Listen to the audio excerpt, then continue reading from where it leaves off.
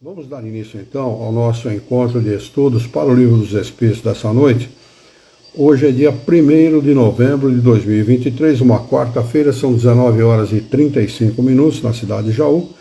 Nós estamos transmitindo esse encontro de estudos em nome e em homenagem à Associação Jauense de Estudos Espíritas. Nós estamos localizados na cidade de Jaú, estado de São Paulo, Brasil.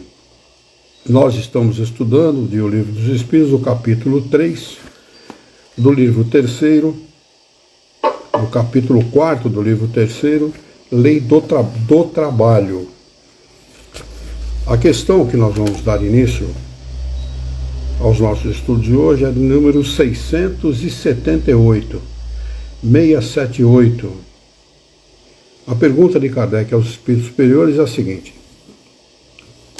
nos mundos mais aperfeiçoados, o homem é submetido à mesma necessidade de trabalho?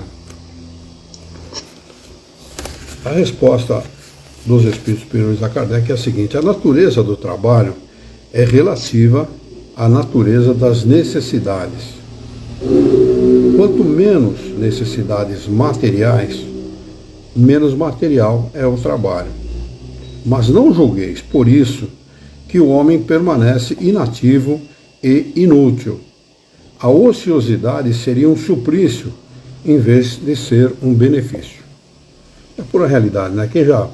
Quem já curtiu uma caminha de hospital sabe exatamente do que eles estão falando aqui, porque é uma coisa terrível a gente ficar na inutilidade ou na ociosidade, e na cama de hospital você fica forçosamente nessa situação, não tem o que fazer, né? É muito difícil. Eu já experimentei isso pelo menos umas 3 vezes já, e realmente é muito difícil. E muitas vezes no dia a dia nosso, quando nós temos aí algum tempo extra, né? Esse tempo ocioso, como ele custa para passar. Né? Custa, realmente. Por isso que a gente busca todo tipo de distração, né? Uma televisão, filme, rede social, alguma coisa para poder distrair a cabeça, porque realmente ficar na inutilidade ou na ociosidade é uma coisa muito penosa, especialmente para a minha geração, por exemplo, que nos habituamos a trabalhar desde cedo, né? Eu comecei muito cedo a trabalhar, e todos nós da minha geração, da nossa geração, começou a trabalhar muito cedo. Então a ociosidade realmente é uma coisa que não faz parte da nossa, nem do nosso imaginário, né? Quanto mais do nosso dia a dia. Questão de número 679. Pergunta Kardec: o homem que possui bens suficientes para assegurar sua subsistência está liberto da lei do trabalho? Resposta: do trabalho material talvez, mas não da obrigação de se tornar útil na proporção de seus meios, de aperfeiçoar a sua inteligência ou a dos outros, o que é também um trabalho. Se o homem a quem Deus concedeu bens suficientes para assegurar sua subsistência não está obrigado a comer o pão com o suor da fonte, a obrigação de ser útil a seus semelhantes é tanto maior para ele quanto a parte que lhe coube por adiantamento lhe der maior lazer para fazer o bem. Então, ninguém está desobrigado ao trabalho, né? Nós sempre temos que fazer alguma coisa útil, seja para nós mesmos, seja para o nosso semelhante, né? Quanta gente não entra, eu acho isso uma coisa tão bonita, quanta gente não entra na faculdade depois que se aposenta, né? A gente vai fazer um estudo, vai muitas vezes se alfabetizar, pessoas simples, né, que não tiveram a chance de ser alfabetizadas durante a vida, vão procurar alfabetização depois da aposentadoria, lá pelos 60 e trololó, vão procurar se alfabetizarem, ou muitos deles fizeram o 1º grau, não tiveram chance de ir para uma faculdade, prestam vestibular e fazem um curso, se formam muitas vezes. É muito bonito isso, né? Quer dizer, é um trabalho, porque ele está melhorando a sua capacidade mental, adiantando a sua inteligência e colaborando, sendo útil à sociedade, né? Questão de número 680. Pergunta Kardec aos Espíritos Superiores: não há homens que estão impossibilitados de trabalhar, seja no que for, e cuja existência é inútil? Eles respondem: Deus é justo e só condena aquele cuja existência for voluntariamente inútil, porque esse vive na dependência do trabalho alheio. Ele quer que cada um se torne útil na proporção de suas faculdades. Evidentemente que sempre há um meio de ser útil, independentemente da situação da pessoa. A gente volta a lembrar o que lembramos no nosso último encontro de estudos. Stephen Hawking, que no final da vida só mexia a boca em mal. E, no entanto, foi um dos maiores cientistas que nós tivemos aqui na Terra. Um excelente cientista. Questão de número 681. Pergunta Kardec: a lei da natureza impõe aos filhos a obrigação de trabalhar para os pais? Resposta dos espíritos superiores: certamente, como os pais devem trabalhar para os filhos. Eis porque Deus fez do amor filial e do amor paterno um sentimento natural, a fim de que, por essa afeição recíproca, os membros de uma mesma família sejam levados a se auxiliarem mutuamente. É o que, com muita frequência, não se reconhece em vossa atual sociedade. Quantos filhos abandonam os pais, né? Jogam os pais em depósito de gente, né? Chamam de asilos. Agora, o moderno agora é chamado de casa de repouso, né? Mas que são asilos do mesmo jeito, né? Na realidade é um depósito de gente que joga a pessoa lá, são maltratados e não tem o carinho dos seus parentes, dos seus netos, dos seus filhos, etc. É lamentável. Mas a cada um segundo suas obras, a gente não pode esquecer isso, a consequência existe, né? Item 2, limite do trabalho, repouso. Esse é o subtítulo que nós vamos estudar agora. A questão é de número 682. Sendo o repouso uma necessidade após o trabalho, não é uma lei da natureza? Pergunta Kardec. Resposta: sem dúvida. O repouso serve para reparar as forças do corpo, única e exclusivamente do corpo. O espírito não precisa repousar, nem repor energia nenhuma, nem descansar, nem coisa nenhuma. O espírito não precisa disso. Ele não tem órgãos. O espírito não precisa repor energia porque não tem órgãos. Ou seja, não gasta energia nenhuma. Não tem estômago, não tem coração, não tem cérebro, não tem nada do que nós conhecemos no corpo físico. O corpo físico tem essa necessidade, porque toda vez que você exerce um trabalho qualquer físico, o desgaste é consequência desse trabalho. Mas o espírito não. Por isso que o descanso ele serve para reparar as forças do corpo e não do espírito. É também necessidade para deixar um pouco mais de liberdade à inteligência, que deve elevar-se acima da matéria. E o repouso serve para reflexão também, né? Para o homem poder refletir nas coisas da vida, né? Nos acontecimentos. Questão de número 683. Pergunta Kardec aos espíritos superiores: qual é o limite do trabalho? Até quando nós devemos trabalhar? Respondem eles: o limite das forças. Não obstante, Deus dá liberdade ao homem. Embora o Criador dê toda a liberdade a todos nós, o limite do trabalho é o limite das nossas forças, né? Não devemos ser egoístas, né, de ter uma vida confortável e não utilizar o nosso corpo ou os recursos à nossa disposição para ajudar os nossos próximos, nossos irmãos. Devemos ter todo o empenho para poder, de alguma maneira, ajudar o próximo, seja através do pensamento, da prece, do esclarecimento das pessoas, enfim, tudo que estiver ao nosso alcance. Questão de número 684. Que pensar dos que abusam da autoridade para impor aos seus inferiores um excesso de trabalho? Resposta dos espíritos superiores: é uma das piores ações. Todo homem que tem o poder de dirigir é responsável pelo excesso de trabalho que impõe aos seus inferiores, porque transgride a lei de Deus, né? E toda transgressão à lei de Deus é acompanhada de uma consequência triste, que vai fazer aquele que a transgride sofrer com certeza. Ele vai sofrer a consequência das suas ações, né? Das suas transgressões. Pergunta de número 685. O homem tem direito ao repouso na sua velhice? Resposta dos espíritos superiores: sim, pois não está obrigado a nada, senão na proporção das suas forças. Quer dizer, se tiver força, se tiver um pouco de energia ainda, nós temos que trabalhar sim, na medida das nossas forças, mas temos que trabalhar, é nossa obrigação, né? Questão de número 685A. Pergunta Kardec: mas o que fará o velho que precisa trabalhar para viver e não pode?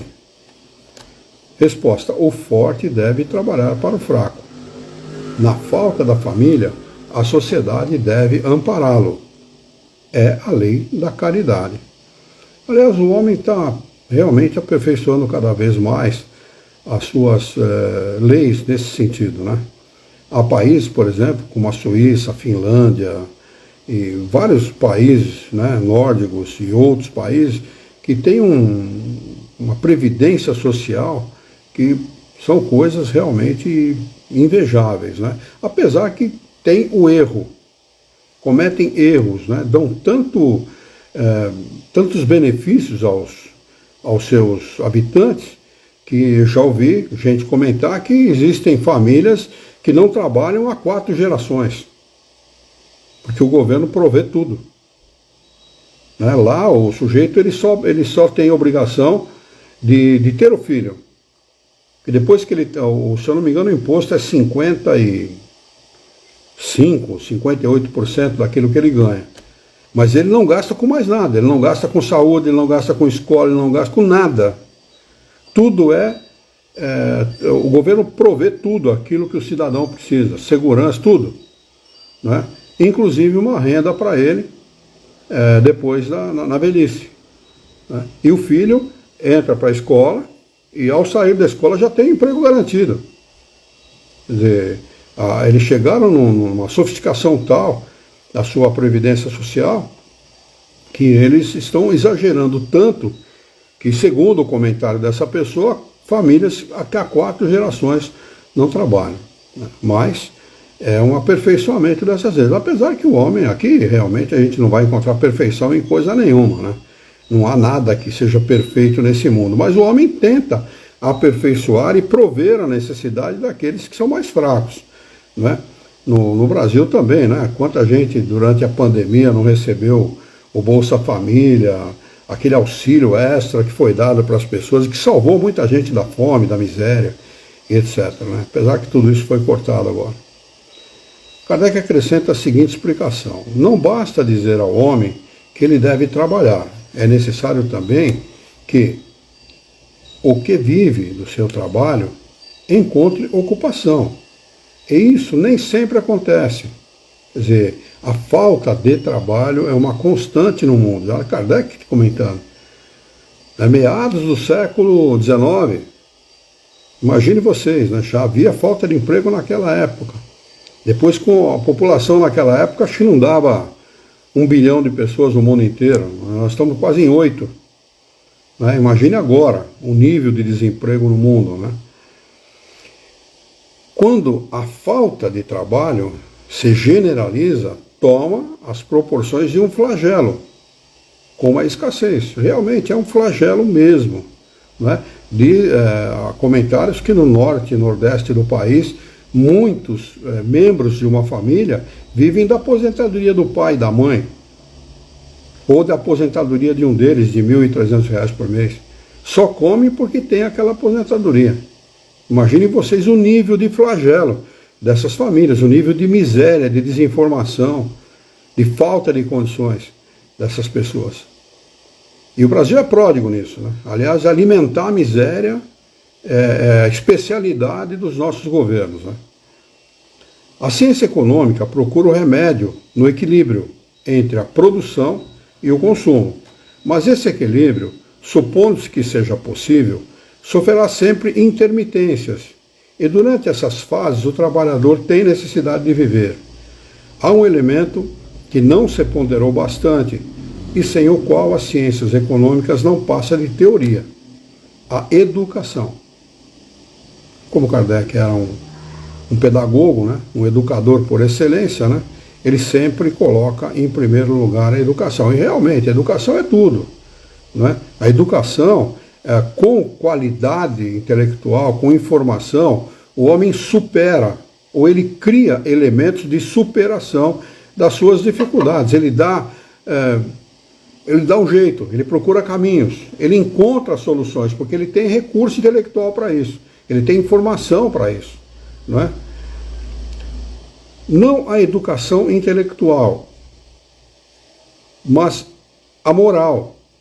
E nem ainda a educação moral pelos livros, mas a que consiste na arte de formar caracteres, aquela que cria os hábitos, porque a educação é um conjunto de hábitos adquiridos. Quando se pensa na massa de indivíduos diariamente lançados na corrente da população, sem princípios, sem freios, entregues aos próprios instintos, deve-se admitir das consequências desastrosas desse fato. Vai ser desastroso mesmo. Como é que você vai lamentar essa situação? Você criou essa situação. O governo estadual, municipal, federal, criou essa situação e não está se importando se o sujeito tem ou não recursos intelectuais para isso. Joga o sujeito lá na vida e deixa que ele se vire. Né? O que vai acabar acontecendo com o sujeito? Ele vê lá o traficante de droga com colar de ouro, né? Com carro bom, com casa boa, não, vou traficar droga, para isso dá dinheiro. Eu não tenho outro meio para subsistir, para sobreviver, para ter alguma coisa. Eu vi um garoto, muito tempo atrás, na década de 80, mais ou menos, do Rio de Janeiro, sendo entrevistado. Ele já era ladrão naquela época, assaltante. E o sujeito, acho que da Globo, entrevistou ele, perguntou para ele: por que você faz isso? Ele falou: não, eu não tenho, porque eu não tenho, eu vou lá e pego. Se eu não tenho, se eu não consigo, eu vou lá e pego o que eu quero e acabou. Eu resolvo desse jeito. Quer dizer, isso que ele está chamando aqui de sem princípios, sem freios e entregues aos próprios instintos. O sujeito está entregue ao próprio instinto dele. Qual que é o maior instinto material de um animal? Que nós somos animais por força do nosso corpo físico. O maior instinto dele é de sobreviver, custe o que custar. Se ele precisar matar o seu semelhante para sobreviver, que seja. Ele faz. Fim de conversa. Né? Quando essa arte for conhecida, compreendida e praticada, o homem seguirá no mundo os hábitos de ordem e previdência para si mesmos e para os seus, de respeito pelo que é respeitável, hábitos que lhe permitirão atravessar de maneira menos penosa os maus dias inevitáveis. Quer dizer, não é porque o homem é informado, que ele tem qualidade moral e intelectual, que ele não vai passar por dias difíceis. Todos nós passamos, indistintamente, de uma maneira ou de outra. Nós passamos, né? Mas ele vai encontrar maneiras, hábitos, bons hábitos, através dos quais lhe permitirão atravessar esses dias de uma forma menos penosa. Né? A desordem e a imprevidência são duas chagas que somente uma educação bem compreendida pode curar. Nisso está o ponto de partida, o elemento real do bem-estar, a garantia de segurança, da segurança de todos. Né? Aqui tem uma nota do professor José Herculano Pires, de número 1, que diz o seguinte: a concepção espírita do trabalho como lei natural, determinante ao mesmo tempo da evolução do homem e da natureza, consiste com o princípio marxista, segundo o qual, nas próprias palavras de Marx, abre aspas, agindo sobre a natureza que está fora dele e transformando-a por meio da ação, o homem se transforma também a si mesmo, fecha aspas. Vamos no item 673, que sem o trabalho, o homem permaneceria na infância intelectual. O Espiritismo não encara, pois, o trabalho como uma condenação, segundo dizem alguns marxistas, mas como uma necessidade de evolução humana e da evolução terrena. Trabalhar não é sofrer, mas progredir, desenvolver-se, conquistar a felicidade. A diferença está em que, para os marxistas, a felicidade se encontra nos produtos materiais do trabalho, na terra, enquanto para os espíritas, além dos proventos imediatos da terra, o trabalho proporciona também o da evolução espiritual. Por isso, não basta dar trabalho ao homem, sendo também necessário dar-lhe educação moral, ou seja, orientação espiritual, para que ele possa tirar do trabalho todos os proventos que este lhe pode dar. Um mundo socialista de trabalho e abundância para todos, mas sem perspectivas espirituais, seria tão vazio e aborrecido como um mundo espiritual de ociosidade, segundo o prometido pelas religiões. O paraíso terrestre do marxismo equivaleria ao paraíso celeste dos beatos. O Espiritismo não aceita um extremo nem outro, colocando as coisas no seu devido lugar. O professor matou a pau aqui, né? Realmente é isso mesmo, né? Nós não temos que ter um paraíso material, né? E nem um paraíso, o paraíso dos beatos, o dolce far niente do céu, né? Não temos, não. Tudo tem que se limitar ao trabalho.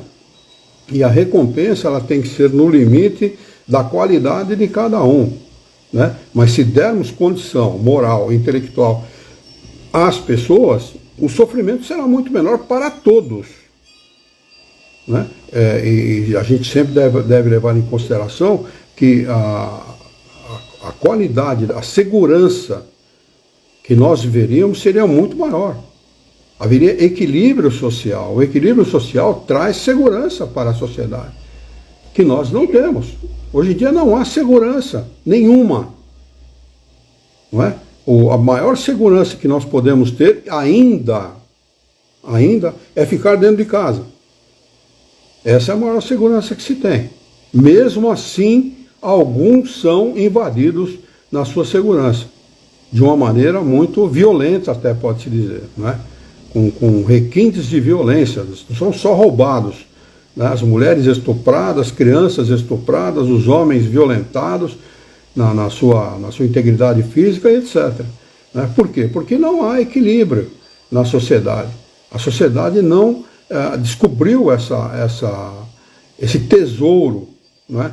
O homem tenta impor segurança através das forças públicas, das forças, né? Mas não da educação integral, não aquela apenas que alimenta o intelecto, mas nós teríamos que alimentar o espírito e dar o conhecimento necessário para as pessoas, dizer, olha, você é um espírito imortal, faça tudo que estiver ao seu alcance para viver bem, e você estará bem depois que você perder o corpo físico.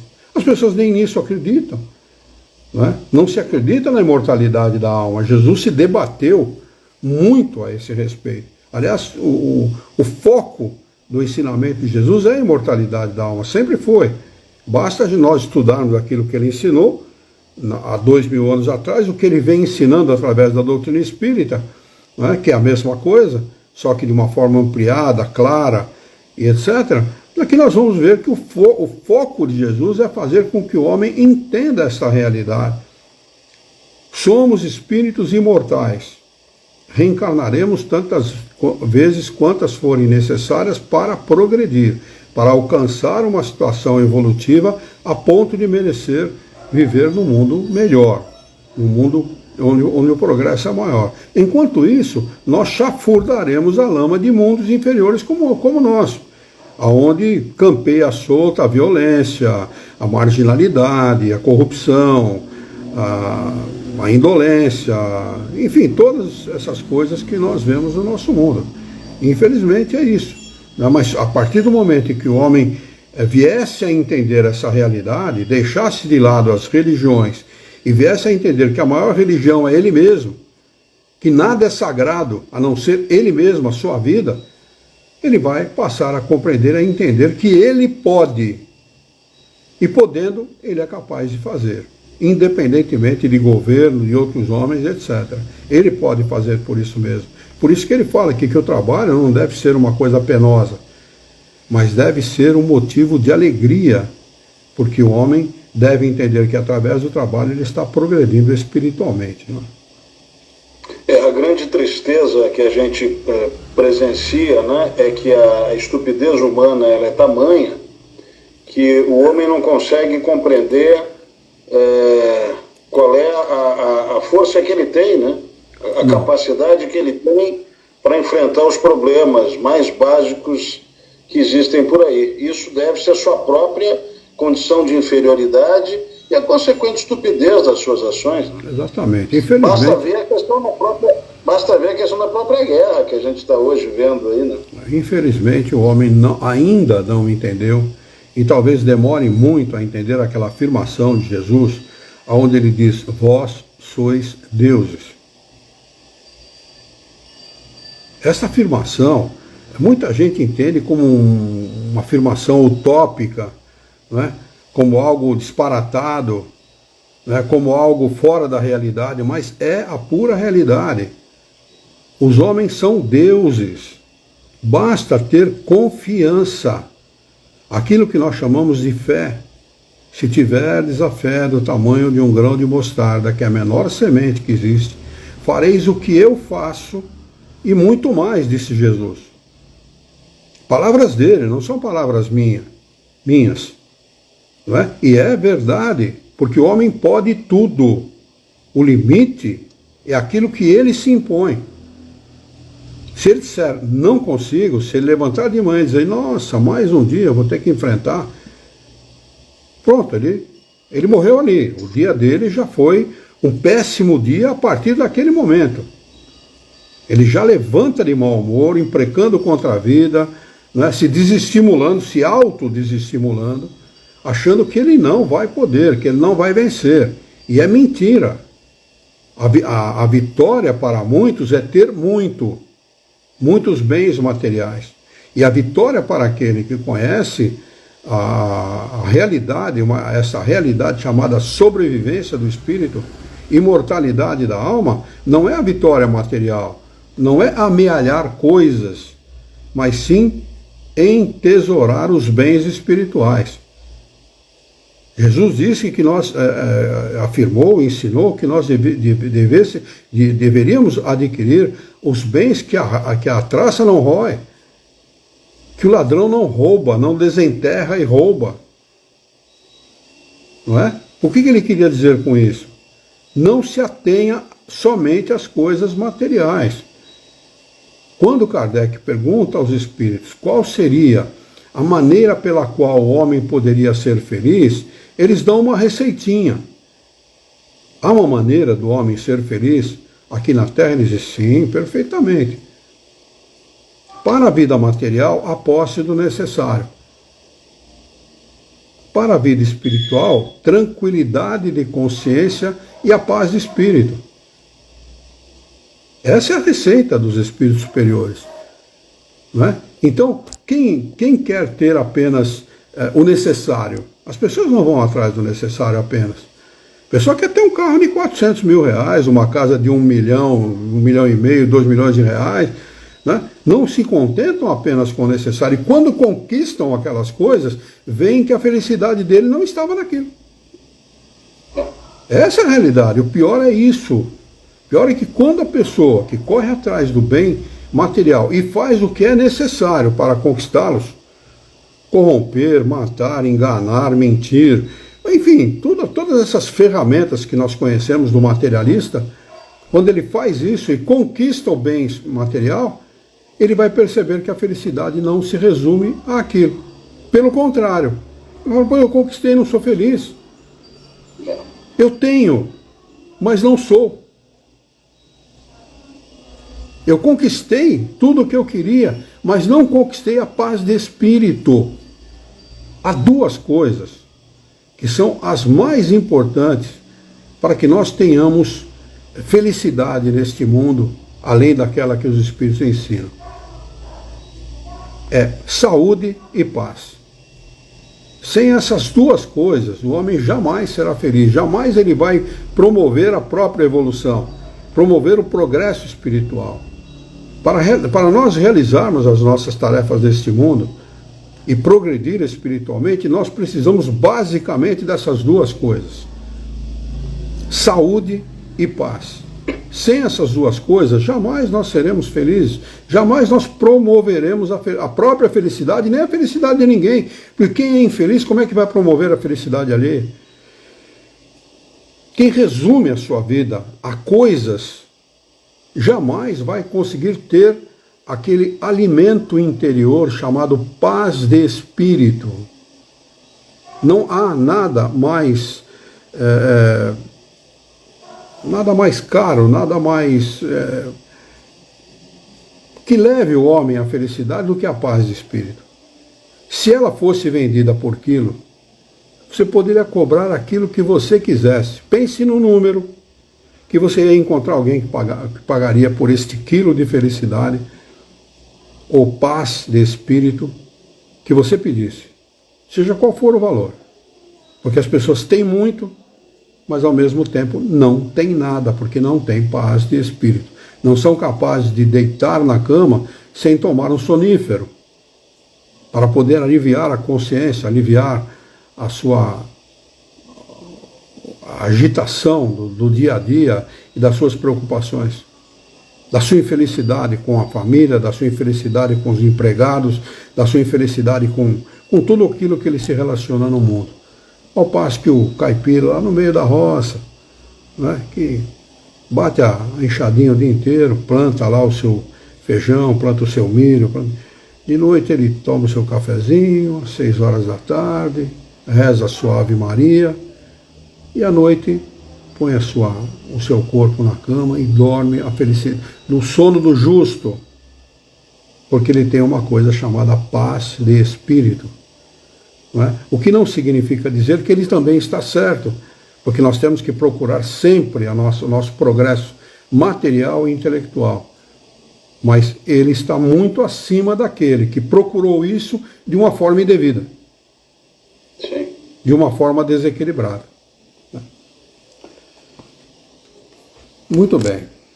Nós vamos agora para o capítulo de número 4, Lei da Reprodução. O subtítulo é População do Globo. A questão é de número 686. Kardec pergunta aos espíritos superiores: a reprodução dos seres vivos é uma lei natural? Resposta: isso é evidente. Sem a reprodução, o mundo corpóreo pereceria. Questão de número 687. Pergunta Kardec: se a população seguir sempre a progressão constante que vemos, chegará um momento em que ela se tornará excessiva na Terra?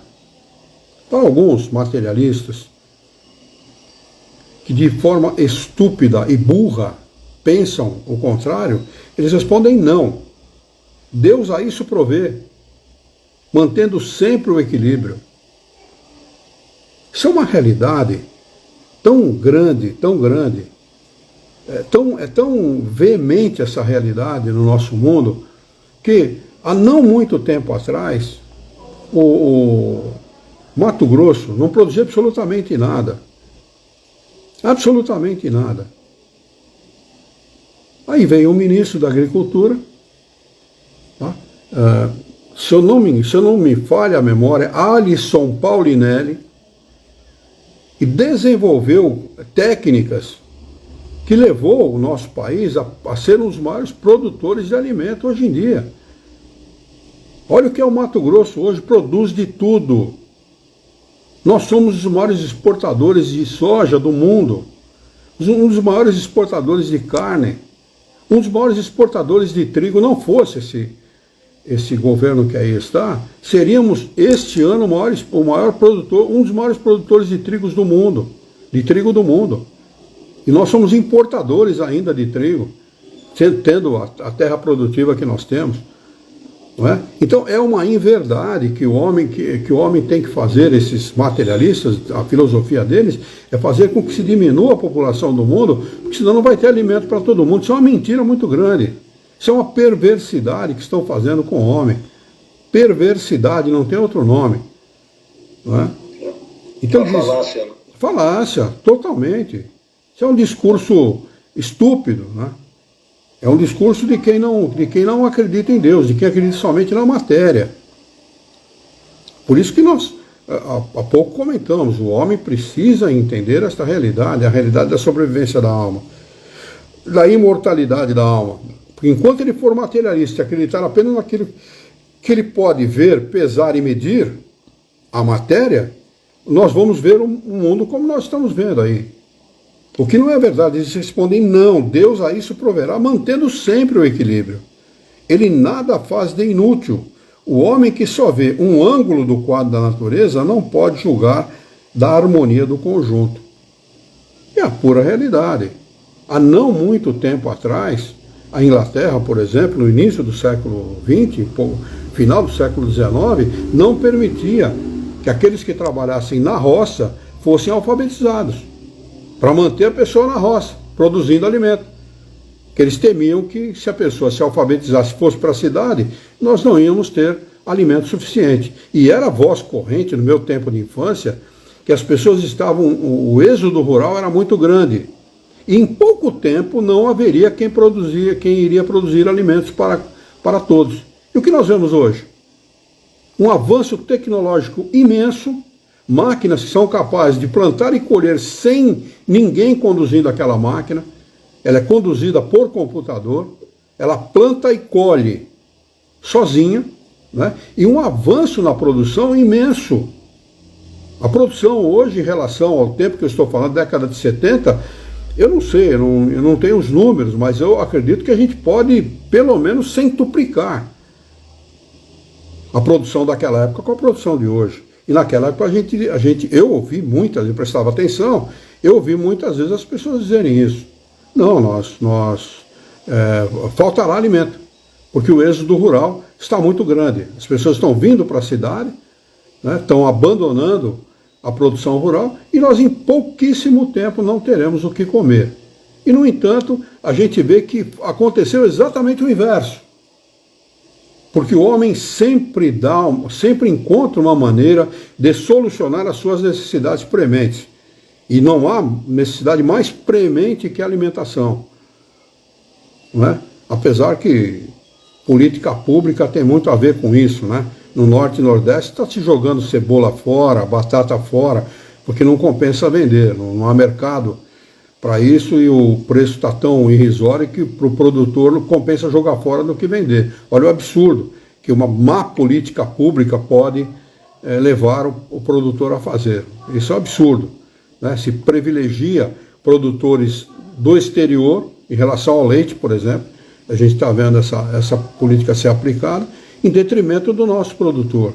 Mas são coisas, são políticas mal feitas, mal geridas, né? E a gente sabe por que elas estão sendo feitas assim, né? Mas se o homem ele compreender essa realidade de que jamais faltará alimento para o homem, que a produção, a população pode triplicar a que existe hoje, jamais faltará alimento para todos. E se houver um avanço na moralidade, na intelectualidade do homem, na mesma proporção, nós estamos avançados intelectualmente, mas se houver um avanço moral na mesma proporção, a distribuição igualitária das coisas, dos alimentos, das necessidades prementes do homem será muito maior. E haverá um número muito menor de pessoas passando fome no mundo. Porque se gasta muito dinheiro com guerra, com armamento e tal, e não se acaba com a fome do mundo, porque não interessa acabar com a fome do mundo. Enquanto houver fome no mundo, vai haver vão conseguir iludir as pessoas de que as pessoas têm que dar dinheiro para poder acabar com a fome, que é uma grande mentira. Né? As instituições que existem no mundo, elas têm recurso suficiente para acabar com a fome, mas não acabam, porque senão não vão ter o que dizer para poder arrecadar mais. Aqui há um rodapé, uma nota do tradutor, que diz o seguinte: a população do mundo continua em intenso crescimento, mas os jogos do equilíbrio da própria natureza são visíveis para os observadores do movimento demográfico. Por outro lado, na proporção em que cresce a população, a ciência e a técnica aumentam as possibilidades de produção e de aproveitamento das regiões inabitadas. As apreensões e o pessimismo de Mateus e de seus discípulos dão bem um exemplo do que seja, abre aspas, ver apenas um ângulo quadro da natureza, fecha aspas. Leia-se A Marca da Violência, de Fred Hertan, edição Ibrasa, São Paulo, 1968, o capítulo Mito de Mateus, que mostra a atualidade da posição espírita nesse terreno. Além do que, a gente tem que levar em consideração o seguinte: além das previsões do homem, está a sabedoria de Deus, né? O homem, ele é sempre muito limitado, sempre. Ele não tem uma visão alongada das coisas, a não ser os homens de gênio, os inteligentes, aqueles que pensam lá na frente. Mas fora isso, a maioria tem uma visão, especialmente o materialista, né? Ninguém tem uma visão mais estreita das coisas do que o materialista, que só vê o presente, né? O homem o homem de gênio está muito à frente do próprio homem, e Deus muito à frente de todos nós, muito à frente de todos nós, né? Eu me lembrei de um fato, agora eu esqueci desse detalhe, mas eu vou lembrar, depois eu vou comentar.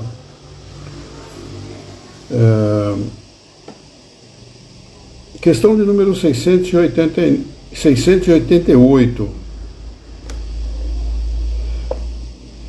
Nós estamos no item 2 já. Sucessão e aperfeiçoamento das raças. Esse é o subtítulo. A pergunta de número 688 é a seguinte: há nesse momento raças humanas que diminuem evidentemente. Chegará um momento em que terão desaparecido da Terra? Resposta: isso é verdade. Mas é que outras lhe tomarão o lugar, como outras tomarão o vosso um dia. Há sempre uma sucessão de raças, né? Porque as raças vão se aperfeiçoando, não é? E aquelas que estão mais atrás na evolução moral e intelectual vão desaparecendo. Isso é natural, né? E vai acontecer, é natural que aconteça. Questão de número 689.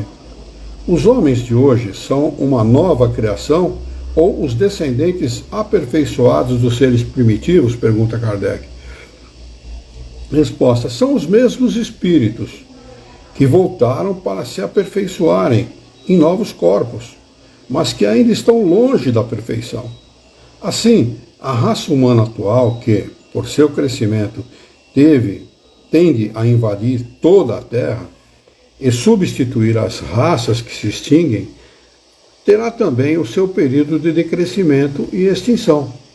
Outras raças mais perfeitas a substituirão, descendendo da raça atual, como os homens civilizados de hoje descendem dos seres brutos e selvagens dos tempos primitivos. A lei é de progresso. O progresso sempre acontecerá. Como diz a letra da música, o novo sempre vem. O novo sempre vem. Não adianta nós queremos barrar isso, não é? Aqueles que são mais antiquados, não é? Eles muitas vezes não admitem isso. Mas o novo sempre vem. Sempre nós seremos substituídos por algo novo, por algo diferente.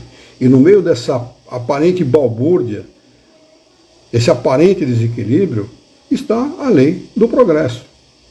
O homem vai progredir, né? Quando há uma bagunça generalizada, como nós estamos vendo no mundo de hoje, essa convulsão social acaba tendendo a criar novas situações, em que o homem é obrigado a rever os seus princípios, em que o homem é obrigado, por alguma razão, né, ou por uma revolução social, ou por uma revolução armada, ou por uma guerra generalizada, de alguma maneira. O homem tem que rever seus princípios. Né? Se nós medirmos aí, há não muito tempo atrás, no início do século XX, por exemplo, o que nós tínhamos no mundo? Nada. Nada do que nós conhecemos como tecnologia hoje em dia. Os meios de comunicação praticamente não existiam. A Marconi tinha inventado o rádio há pouquíssimo tempo atrás, apesar que o Landel tinha inventado no Brasil antes dele, né? O padre Landel tinha inventado no Brasil antes dele, deu-se o crédito a Marconi, mas o brasileiro já tinha inventado. Avião não existia, o primeiro voo foi em 1906, se não me falha a memória, né? Documentado, nosso querido aviador Santos Dumont. E não tínhamos nada, né? Havia o telex, né? As comunicações telegráficas, mas o telefone praticamente estava iniciando, não tínhamos nada. 100 anos depois, nós temos um mundo completamente diferente daquele. Né? É sempre bom comentar para os jovens de hoje. Eu, por exemplo, tinha 10 anos de idade, se não muito tempo atrás, 60 anos atrás, mamãe mandava eu fazer um telefonema para o papai, eu tinha que andar 5, 6 quarteirões, entrar numa fila de 15, 20 pessoas, que atravessava a rua assim, na diagonal, né, numa farmácia, que era a única que tinha telefone no bairro, né, e tinha que aguardar a minha vez de chegar no telefone. Quando chegava no telefone, eu pegava o telefone, tirava do gancho, que é essa expressão antiga, né, tirar o telefone do gancho, estava quente da orelha do outro ainda, colocava no ouvido. Quem atendia o telefone? A telefonista. Aonde você quer falar? Eu quero falar em tal lugar, assim, telefone e tal. Ela fazia a ligação, a gente aguardava, ela fazia a ligação, ela ligava para o lugar que a gente queria falar. Eu ligava para a Nestlé naquela época, que a sede era na Rua da Consolação, né? E se eu desse sorte do papai estar lá, eu conseguia falar com ele, senão eu era obrigado a deixar recado para ele. Quer dizer, isso demandava, entre sair de casa e todo esse processo todo e voltar para casa, mais 1 hora, 1h30. Né? Olha o que eram as comunicações há 60 anos atrás. Para uma ligação. Para uma ligação. Né? Eu estou falando com você em Florianópolis, você está a quase 1.000 quilômetros de onde eu estou falando. Estamos falando em tempo real. E é possível fazer isso com o mundo. Com o mundo, né? Então, imagine, isso eu estou falando de 60 anos atrás. Daqui 60 anos, vamos imaginar o que vai ser o mundo daqui 60 anos. Não dá para imaginar. Não dá para imaginar, né? Então, a evolução tecnológica, ela vai levar o homem a dispor de mais tempo para dedicar-se a si mesmo, a sua evolução intelectual e moral. O homem vai ter mais tempo para dedicar-se a isso. Ele vai buscar isso, porque é força da necessidade. O homem está entendendo a duras penas que nas coisas materiais não reside a felicidade. Ah, se eu tiver um carro, um Honda último tipo, eu vou ser feliz. Não vai. Ah, mas se eu tiver uma casa, aquela casa no condomínio fechado, em Jaú e tal, não vai. Não vai, porque quando você conquistar isso, você vai ver que a tua felicidade não está ali. Realmente não está. A felicidade do homem não reside nas coisas materiais, e sim nas do espírito. Isso é tão verdade que a fragilidade da saúde humana, ela demonstra onde está o interesse do homem. Nós somos tão frágeis fisicamente que qualquer coisa deixa eu acenar aqui para o Rafael. Rafael está conosco, Rafael Leonelli. Obrigado, Rafael, pela sua presença. Então nós estamos tão frágeis fisicamente que qualquer coisa que altere o equilíbrio do nosso corpo é suficiente para nos matar, para nos tirar dessa vida material. Né? Então onde estão os nossos verdadeiros interesses? Na matéria? Você trabalhou uma vida inteira, você se esfolou, você acabou com a tua saúde para conquistar bens materiais. E não consegue levá-los. Não consegue tomar aqueles bens e levar com você depois do desencarne, depois da perda do corpo físico. Não tem como levar. Né? Então o homem está aprendendo a duras penas né, através de um sofrimento muito grande, que o interesse dele os interesses não estão nas coisas materiais, e sim nas coisas espirituais, nos bens imperecíveis do espírito, porque esses realmente são imperecíveis. Os materiais são todos eles perecíveis. Esse computador é recentíssimo, comprei quase agora, ele vai acabar um dia. Esse celular também é um bom celular que estou transmitindo aqui para o Instagram, também vai se deteriorar e vai acabar. Tudo que nós temos de material à nossa volta já está se deteriorando, não é que vai se deteriorar. A partir do momento que nós começamos a usar, já está se deteriorando. Não é? Então, como fica? Como ficam as coisas materiais? Em que situação? Qual é o que nós temos que privilegiar? Essa conscientização que nós temos que levar, de nos conscientizar e levar essa conscientização às pessoas. Trabalhe em cima disso. Busque sempre, foque sempre a imortalidade da alma. Se você focar nisso, certamente você conquistará uma coisa chamada paz de espírito, que leva à felicidade, consequentemente. Porque quem não tem paz, não tem felicidade. Por mais que ele tenha coisas, ele não vai ter paz, ele não vai ter equilíbrio, ele não vai ter tranquilidade para poder usufruir dessas coisas. Não tendo tranquilidade para usufruir, essas coisas não valem nada. Não tem o valor que ele estimava que realmente tivesse. Questão de número... Não, nós não lemos toda a resposta, né? Da 689, né? Da 689. Tá. Outras raças... Acho que você foi pelo meu livro aqui até a perfeição. Eu vou ler novamente a resposta, porque vale a pena a gente ler. Então, a resposta da questão 689. São os mesmos espíritos que voltaram para se aperfeiçoarem em novos corpos, mas que ainda estão longe da perfeição. Assim, a raça humana atual, que por seu crescimento tende a invadir a Terra e substituir as raças que se extinguem, terá também o seu período de decrescimento e extinção. Outras raças, mais perfeitas, a substituirão, descendendo da raça atual, como os homens civilizados de hoje descendem dos seres brutos e selvagens dos tempos primitivos. Questão de número 690. Pergunta: do ponto de vista puramente físico, os corpos da raça atual são uma criação especial ou procedem dos corpos primitivos por via de reprodução? Resposta dos espíritos superiores: a origem das raças se perde na noite dos tempos. Mas como todos pertencem à grande família humana, qualquer que seja o tronco primitivo o tronco primitivo de cada uma, puderam mesclar-se e produzir novos tipos. Quer dizer, nós descendemos física e espiritualmente das raças primitivas.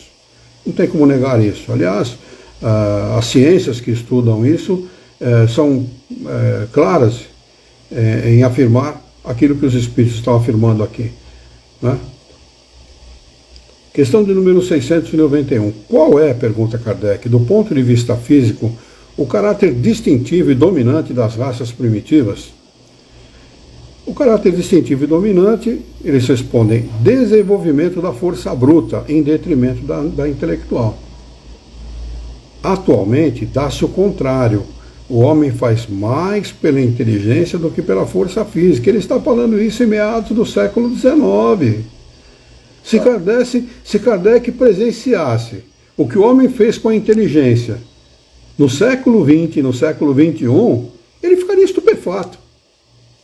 Sem dúvida. Né? Sem dúvida, porque Kardec escrevia à luz de vela, com bico com uma pena. Comunicava-se com mais de 1000 centros espíritas no mundo dessa forma. Não é à toa que acabou com a própria saúde, né? Um homem jovem como ele, né? Acabou com a própria saúde. O que se faz hoje em segundos, ele levava meses, se não anos, para fazer.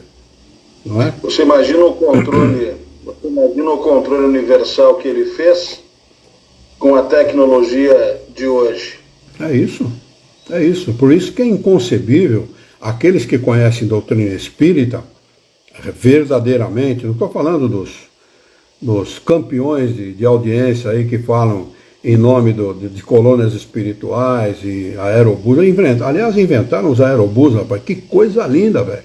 Dá vontade de andar naquele troço.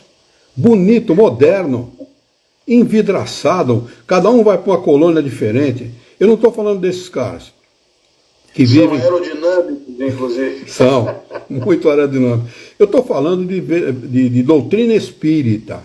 Né? Aqueles que verdadeiramente conhecem a doutrina espírita têm a obrigação de utilizar essa tecnologia para o esclarecimento da maioria das pessoas. Não importa como as pessoas vão entender, ou se elas não vão entender, é problema de cada um. Né? Mas nós temos a obrigação de nos utilizarmos dessa tecnologia para levar a um número maior de pessoas essas verdades. Porque um dia, nesta encarnação ou em outra, não importa, isso cabe a Deus, né? E ao esforço de cada um, vão entender aquilo que receberam como informação. Vão entender com certeza. Como nós entendemos, quantas encarnações nós levamos para entender? Não importa. Vão se deparar com isso, né? Eles vão se deparar com isso. Sem dúvida. Né? Quer queiram, quer não queiram, quer acreditem, quer não acreditem. Não importa acreditar ou não. Acreditar ou desacreditar não muda a verdade. Não muda a verdade. A verdade é sempre a verdade. Por isso Jesus falou, conheça a verdade e a verdade vos libertará. Conheça a verdade. Qual que era a verdade que ele apregoava em tempo integral? A sobrevivência da alma, a imortalidade do espírito. Não é? Ele se preocupava em tempo integral de mostrar ao homem essa realidade. A realidade mais importante que o homem pode ter em consciência para mudar tudo neste mundo. Ele muda tudo, ele muda ele mesmo, principalmente, e o seu próximo. As instituições vão ser mais justas, a justiça trabalhará com maior equidade e tudo será melhor se ele entender essa realidade. Por isso que é nosso dever nos utilizarmos desta tecnologia que nós temos à nossa disposição e trabalharmos em maior tempo possível, né, em benefício da divulgação dessa realidade. Questão de número 692. O aperfeiçoamento das raças animais e vegetais pela ciência é contrário à lei natural? Seria mais conforme a essa lei deixar as coisas seguirem o seu curso normal? Pergunta Kardec. Eles respondem, tudo se deve fazer para chegar à perfeição. O próprio homem é um instrumento de que Deus se serve para atingir os seus fins. Sendo a perfeição o alvo para que o tende a natureza, favorecer a sua conquista e corresponder àqueles fins. Questão de número 692, lá para nós encerrarmos os nossos estudos de hoje. Pergunta Kardec nesta questão. Mas o homem é geralmente movido nos seus esforços para melhoramento das raças apenas por interesse pessoal, que não tem outro objetivo senão o aumento do seu bem-estar. Isso não diminui o seu mérito? Resposta dos espíritos superiores. Que importa o seu mérito, que o seu mérito seja nulo, contanto que se faça o progresso? Compete a ele tornar meritório o seu trabalho através da intenção. Ademais, por meio desse trabalho, ele exercita e desenvolve sua inteligência. E é sob esse aspecto que tira o maior proveito. Ele está falando do desenvolvimento da inteligência e não da moralidade. Sim. Não é? Por que ele, desenvolvendo a inteligência, ele vai tirar o maior proveito? Porque ele vai passar num determinado ponto desse desenvolvimento, do desenvolvimento da inteligência, ele vai passar a discernir. Peraí, eu sou materialista, Eu não acredito nas coisas espirituais. Isso para mim é ópio do povo. Não é coisa banal, é coisa que não merece nem atenção. Mas espera aí, pô, eu já estudei tanta coisa, já me aprimorei tanto na ciência, que eu não consigo entender o início dessas coisas. Como essas coisas começaram? Por que as coisas são tão perfeitas no universo? Por que a harmonia do universo é tão perfeita? 1 décimo de milímetro que se movimente o eixo de um planeta já é suficiente para desarmonizar tudo. Pô, então peraí. Como é que fica essa história? Quem está por trás disso? Será que é esses que eles chamam de Deus? De Jeová? De Javé? Será que é isso? Eu não sei se é, mas que existe alguma coisa por trás, existe. Aí então ele começa a discernir, a entender que a matéria é apenas uma ferramenta de progresso do espírito, e não o contrário. Há uma lei por trás disso tudo. Há leis naturais que regem a matéria e o espírito.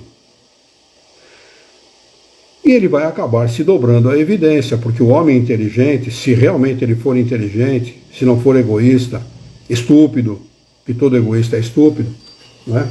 Ele vai acabar entendendo que ele tem que mudar a sua maneira de pensar, que ele tem que se dobrar à evidência. Não é errado errar. Errado é permanecer por orgulho errando. Só isso, apenas isso. Se você estiver errado, não custa absolutamente nada reconhecer o erro e mudar o discurso e, sobretudo, a maneira de ver e de fazer as coisas. Não é? Não há nenhum demérito nisso, não há nenhuma humilhação, pelo contrário. O homem grande, realmente grande, ele reconhece seus erros. Ele é o primeiro a pedir desculpa se ele estiver errado. Não é? Porque realmente o homem grande é aquele que faz isso. O homem pequeno, mesquinho, ele não é capaz de pedir desculpa, ele não é capaz de se redimir dos seus erros, de reconhecê-los, que é muito importante. Não é? Mas o homem que se desenvolve intelectualmente, ele chega num determinado ponto que ele reconhece isso, a grandeza das coisas de Deus, a grandeza da harmonia que rege esse universo. Aí ele faz o processo inverso. Do maior, ele remonta ao menor. Ele saiu do menor para o maior. Da sua própria vida para entender a vida no universo. Aí ele remonta do universo para o próprio homem. Ele fala, peraí, alguma coisa tem por trás de mim mesmo. Quem sou eu? De onde eu venho e para onde eu vou? Não é possível que a vida se resuma apenas à matéria. Não é possível que tanto esforço, tanto empenho, tanta dedicação, tanto amor que nós temos pelos nossos amados, pelos nossos queridos, pelos nossos filhos, pelos nossos parentes, pelos nossos amigos, se resuma a uma existência. Quem é capaz de consertar alguma coisa em si mesmo numa existência? Não faz sentido. Não faz sentido. Se nós conseguirmos resolver um único defeito, por menor que ele seja, numa existência, já sairemos num lucro enorme.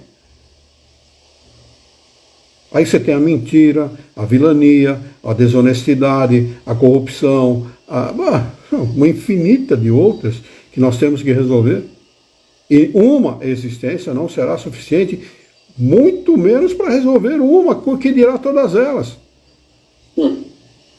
Não é? Precisaremos de muito esforço, de muito empenho, de muita dedicação, de muito sangue e suor para resolvermos as nossas diferenças conosco mesmo, com a vida, com a maneira errada de agir, com a maneira... Errada não, porque não existe erro, são experiências, mas com a maneira equivocada de fazer as coisas. Não é? Muito bem, nós vamos marcar o item 3, obstáculos à reprodução, a questão de número 693, para nós retomarmos no nosso próximo encontro na próxima quarta-feira, dia 8. Alguma pergunta, alguma dúvida? Muito claro, tudo muito claro. Para mim não há necessário esclarecer nada. Ótimo. A Lu, o Rafael, se tiverem alguma pergunta, podem fazer.